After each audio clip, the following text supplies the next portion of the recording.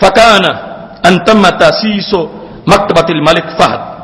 اس سلسلہ میں پھر ایک عمارت بنائی گئی جس کو فہد لائبریری کا نام دیا گیا کہ یہ اس بات کی دلیل ہے کہ آج کے دن قوم ایک عظیم دن منا رہی ہے اور دنیا قیامت تک یاد رکھے کہ یہ ایک تاریخ ساز دن تھا ہماری اس حکومت کے لیے. اور اس کے ساتھ ہی واسنال احتفال بمرور 100 سنہ على تأسيس المملكة في الخامس من شوال عام 1412 کہتے ہیں کہ دوسرا ایک دن تھا. وہ کون سا دن تھا جس کو ہم نے عید منائی؟ کہتے ہیں جب ہماری سعودی حکومت کو 100 سال پورے ہو گئے. 100 سال، ایک سینچری ہو گئی تو ہم نے عید منائی. وہ دن کون سا تھا؟ کہتے ہیں وہ دن شوال کی 5 تاریخ تھی اور 1419 1419 ہجری کا دن تھا. 1419 ہجری جب سعودی حکومت کو ایک صدی پوری ہو گئی تو اس کو ملک میں عام عید کا دن قرار دے دیا گیا. اس کی محفلیں منعقد کی گئیں، اس کے جلسے کیے گئے، اس کی عام ریلیاں نکالی گئی کہ ایک صدی ہمیں ہو گئی ہے. اب بات پوچھنے کی ہے، ایک صدی مکمل ہونے پر ان جلسوں کا جواز کس آیت میں دیا گیا؟ کس حدیث میں کہا گیا گولڈن جوبلی منائی جائے، سلور جوبلی منائی جائے؟ یہ کس جگہ حکم دیا گیا ہے؟ یہاں سارے ضابطے چھوڑ کر اپنی طرف سے ان چیزوں کو لے لیا گیا اور اس آیت کا سہارا لیتے ہوئے کہ اللہ کا شکر ادا کرنا ہے کیونکہ اس نے فضل بڑا کیا، ہمیں سلطنت ملی ہے، حکمرانی ملی ہے اور 100 سال پورا ہو گیا ہے، تو ہمیں اس پر بھی اللہ کا شکر ادا کرنا ہے کہ اگرچہ آج حکومت نہیں ملی، 100 سال پہلے ملی تھی، تو ہم آج شکر ادا کر رہے ہیں. ان کے لیے 100 سال پہلے والی نعمت آج بھی تازہ ہے. اور ہم عید میلاد مناتے ہیں، کہتے ہیں کیا نبی اس سال پیدا ہوئے تھے کہ تم جلسے منا رہے ہو؟ وہ تو بہت پہلے پیدا ہوئے، خوشی تھی تو اس دن کی تھی. تو میں نے کہا نہیں، قدر کی رات اس رمضان میں بھی آتی ہے تو 1000 مہینے سے بہتر ہے. حالانکہ قرآن تو کافی پہلے اتر گیا تھا. اس واسطے جس وقت ہمارے نبی علیہ السلام دنیا میں تشریف لائے وہ وقت آج بھی کروڑوں لیلۃ القدر سے افضل ہے. جب بھی آئے گا اس میں برکت ہوگی. اور اپنے لیے خود بھی مان رہے ہیں کہ 100 سال پہلے کا دن آج بھی ہمارے لیے بڑا دن ہے، اس واسطے کہ اس وقت ہمارے لیے نعمتوں کا نزول ہوا تھا. رب نے ہمیں ایسی بدعتوں سے بچایا ہے. ہم نے ان کا جشن منایا ہے جن کی شان کو رب نے قرآن میں بیان فرمایا ہے. یہ تاریخی حوالہ جات میں تمہارے سامنے پوری ذمہ داری سے عرض کر رہا ہوں. صرف یہ ایک شیشہ دکھانا لوگوں کو مقصود ہے. ہاتھ دھو کے ہمارے پیچھے پڑے ہوئے کہ یہ بھی بدعت ہے، یہ بھی بدعت ہے، یہ بھی بدعت ہے، یہ یوم میلاد، یہ جلسے، یہ جلوس، یہ محفلیں. میں کہتا ہوں اپنے گھر کا تو کی خبر لو جس پر تمہیں فخر ہے کہ صرف پوری دنیا میں وہاں اسلام نافذ ہے، تو وہاں خلاف اسلام کرتوت کیوں ہو رہے ہیں؟ اور اتنے کہ سرکاری سرپرستی میں خود سرکار کر رہی ہے، خود حکومت کر رہی ہے، اور پھر یہ فتوے کیوں نہیں متحرک ہوتے؟ آج کے فتاوا دیکھ لو، میرے پاس سارے ان کے حوالے موجود ہیں. پوچھا گیا حیات کبار علماء سے، جو بڑا بورڈ ہے وہاں پر، کیا 15 شعبان والی رات کو کوئی تقریب کرنی چاہیے؟ تو کہتے ہیں نہیں، بدعت ہے. شب برات جس کو تم کہتے ہو کہ بدعت ہے، بدعت ہے. ایسی راتوں کو سونا چاہیے، مسجدوں میں جاگنا، یہ ایسی رات کا اہتمام کرنا یہ صحیح نہیں ہے.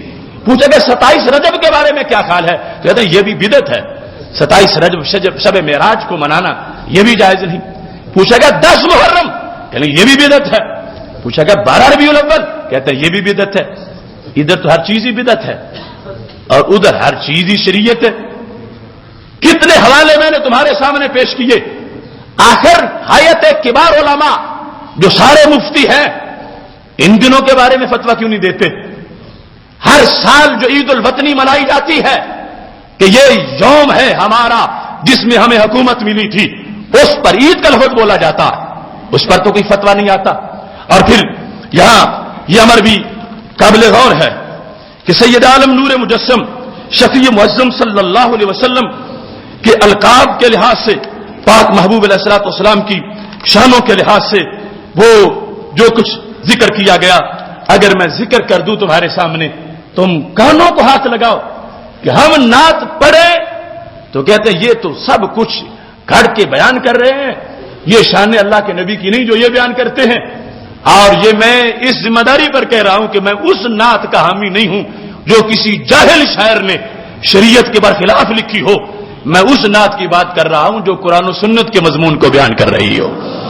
اس پر جو ان لوگوں کے تانے ہیں ہمیں، تو میں صرف آئینہ دکھانا چاہتا ہوں کہ جس وقت ڈاکٹر عبد الرحمان سعد نے یہ مضمون لکھا اور اس کو 27 ذوالحج میں قومی اخبارات میں نشر کیا گیا، کہتا ہی نہ یذکر الجود یذکر سلطان، کہتا جب بھی دنیا میں جود کا نام آئے گا تو سلطان بن عبدالعزیز کا نام آئے گا.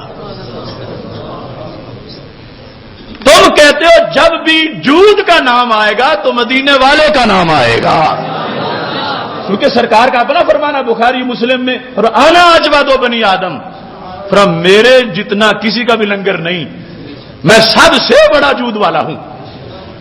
یہ وہاں کا ایک خاص طبقہ کیا کہہ رہا ہے؟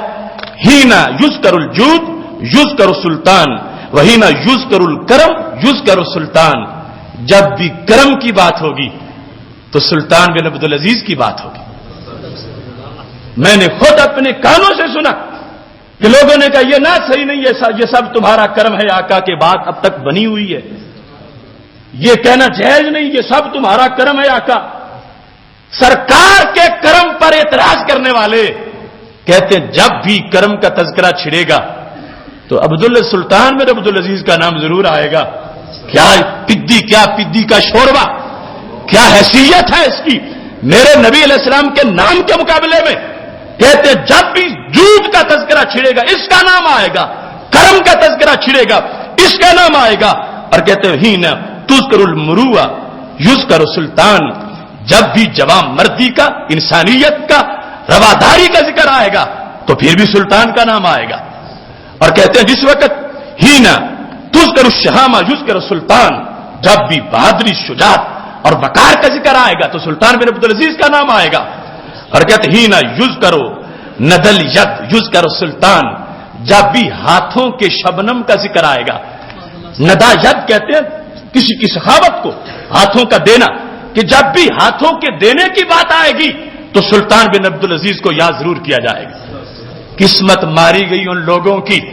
ہم تو کہتے ہیں جب بھی یہ تذکرے چھڑیں گے ان باتوں کے تو ذہن سیدھا مدینے شریف جائے گا. بریلی کے تاجدار نے کہا تھا جن کو سوئے آسماں پھیلا کے جل تھل بھر دیے، صدقہ ان ہاتھوں کا پیارے ہم کو بھی درکار ہے. تیرے ہی دامن پہ پڑتی ہے ہراسی کی نظر، ایک جانے بے خطا پر دو جہاں کا بار ہے. اب دیکھو چونکہ ایک بہت گیپ ہے، ہمارے لوگ اکثر عربی جانتے نہیں، پھر اس کا مطالعہ نہیں.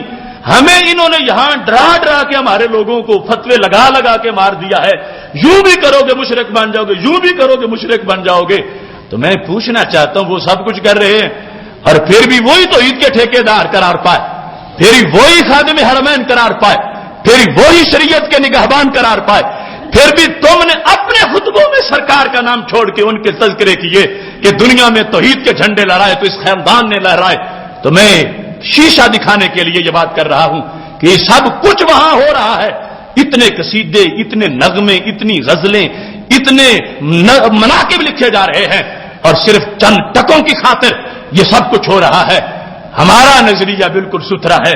میرے امام سے کسی نے کہا تھا ریاست نان پارا کا جو حکمران تھا کہ احمد رضا صاحب تم بہت بڑے شاعر ہو، تمہاری شاعری پر دنیا حیران رہ گئی ہے، تم اپنے نبی علیہ السلام کے قصیدے بڑے لکھتے ہو، ایک میرا بھی لکھ دو.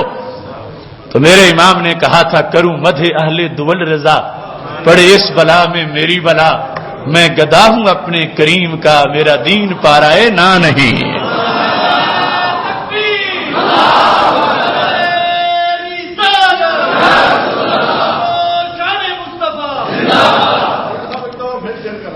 اب دیکھ لو کیا یہ اعلی حضرت نے نان پارا ریاست کا جو حکمران تھا اس کی اس خواہش کے جواب میں کہا کہ میرے لیے بھی ایک نظم لکھ دو. تم کبھی کہتے وہ سوئے لالہ زار پھرتے ہیں اور تیرے دن بہار پھرتے ہیں. تم جو انداز تمہاری شاعری کا ہے، سب سے اولا و اعلیٰ ہمارا نبی، سب سے بالا و اعلیٰ ہمارا نبی، اس پر میرے لیے بھی قصیدہ لکھ دو. تو اعلی حضرت نے کھری کھری سنا دی. میں کروں مدح اہل دول رضا کہ دولت والوں کی میں تعریف کروں، پڑے اس بلا میں میری بلا. فرمایا میں سے کیسے، میری بلا بھی ادھر نہیں جائے گی. میں گدا ہوں اپنے کریم کا، میرا دین پارائے نان نہیں. وہ نان پارا ریاست کا نام تھا، تو آپ نے پارائے نان روٹی کا ٹکڑا. فرمایا روٹی کا ٹکڑا میرا دین نہیں، اللہ کے نبی کے ٹکڑوں پہ پلنے والا ہو.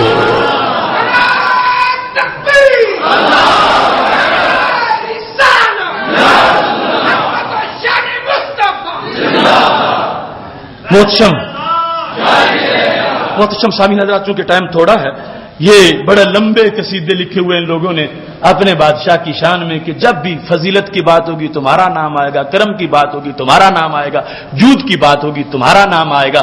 ان کے نزدیک ہر چیز جا کے وہاں ختم ہوتی ہے اور ہماری ہر سوچ جا کے مدینہ شریف میں قرار پکڑتی ہے. محتشم سامعین حضرات، اس نے خود لکھا، ڈاکٹر عبد الرحمان سعد نے، کہتا ہے کہ ہمارا پورا دیش عید منا رہا ہے، جشن منا رہا ہے. وہم ینحرون الابل، اونٹ ذبح کر رہے ہیں. ویحملون الصور، اور تصویریں اٹھا کے پھر رہے ہیں. والاعلام، جھنڈے اٹھائے ہوئے ہیں. کیوں؟ للامیر سلطان، اور یہ سلطان انسانیت جو ہے اس کی یاد میں سب کچھ یہ کیا جا رہا ہے. یہ صورتحال تھی. صرف ایک موقع کا منظر میں نے آپ کے سامنے پیش کیا، اور یہاں پر ان لوگوں نے جو لمبے چوڑے مزید اپنی محبتوں کے دعوے کیے وہ طویل مضمون ہے. لیکن اب اس پر ایک تبصرہ وہاں کے ایک عاشق کا وہ بھی سنا دوں. اگر ہر طرح کے لوگ رہتے ہیں، اگر ان کے ہیں تو ہمارے بھی وہاں پر ہیں. تو یہ المدینہ کا، یہ چونکہ سامنے تصویر تھی اس پر میں نے لگایا ہوا ہے. یہ اس کے اندر اس نے اپنی ویب سائٹ کا بھی نمبر دیا ہے، عبداللہ فراج الشریف، پورا اپنا ایڈریس دیا ہے، ویب سائٹ دی ہے. اس نے مضمون لکھا ہے، کہتا ہے عام جدید و ارہاب و فکری یتجدد. یہ محرم شروع ہوا تو کہتا ہے نیا سال آ گیا اور نئی فکری دہشت گرد بھی آ گئی. ارہاب کہتے ہیں دہشت گردی کو، ایک وہ ہے نا جو دھماکوں والے کرتے ہیں. تو کہتا ہے ارہاب و فکری یتجدد، کہتا ہے کچھ فکری دہشت گرد ہیں، سوچ والے وہ فکری دہشت گرد ہیں. کچھ دہشت گرد ہیں دھماکوں والے، اور کچھ دہشت گرد ہیں فتوے لگا کر دہشت گردی پھیلانے والے، فکری دہشت گردی. اب یہ انٹرنیشنل اخبار وہاں کا، اور یہ شخص جو ہے اس کا روزانہ دوسرے تیسرے دن کالم ضرور چھپتا ہے. تو اس نے کہا عام و جدید، نیا سال آ گیا، و ارہاب فکری یتجدد، اور نئی فکری دہشت گردی بھی آ گئی. بڑے افسوس سے کہنے لگا، کہتا ہے ان لنا اخوہ یسدون علینا منافذ الفرح، ہمارے کچھ بھائی یہاں سعودی ایسے ہیں کہ جو ہر خوشی کے موقع کو ہمارے لیے بند کرنا چاہتے ہیں. یسدون منافذ الفرح، جو خوشی کے اوقات ہیں، منفذ کہتے ہیں کسی چیز کے داخل ہونے کی جگہ، کیونکہ جن جن وقتوں میں خوشیاں آتی ہیں یہ آگے سے دروازہ بند کرتے ہیں، کہتے ہیں خوشی کا اظہار نہیں کرنا، خوشی نہیں منانی. پھر ولو کان بعودۃ ذکرى حفص اقام اللہ لنا به دولا وجعل منا امة واحدة تؤسس للدنيا كلها حضارة تفيد منها ازمانا على وهو حدث ہجرت سیدی رسول اللہ صلی اللہ علیہ وسلم. کہتا ہے ہر خوشی کا جشن منانے سے ہمیں روکتے ہیں، اگرچہ وہ خوشی کون سی ہو.